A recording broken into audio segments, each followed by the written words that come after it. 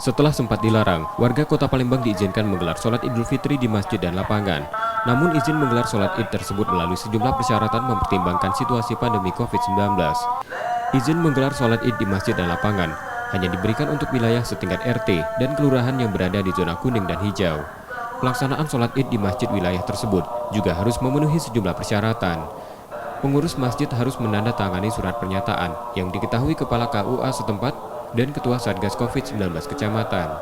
Jumlah jemaah maksimal hanya 50% dari total kapasitas masjid, serta menyediakan tempat cuci tangan, termometer suhu dan menjaga jarak antar jemaah minimal 1 meter.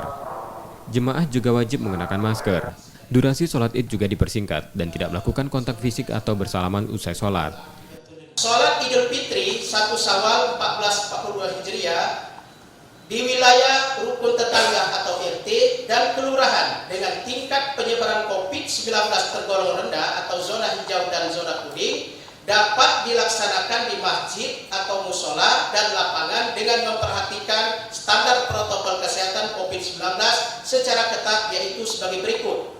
2. Jumlah jamaah 50% dari kapasitas masjid, musola, dan lapangan. 3. Menyediakan tempat cuci tangan. 4. Jamaah memakai masker. 5. Menyediakan alat ukur suhu tubuh. 6. Menjaga jarak antar jamaah minimal 1 meter. Sementara itu warga di tingkat RT dan kelurahan yang masih masuk dalam zona merah diminta melaksanakan sholat Id di rumah masing-masing. Secara umum Kota Palembang masih masuk dalam zona merah atau berisiko tinggi penularan COVID-19.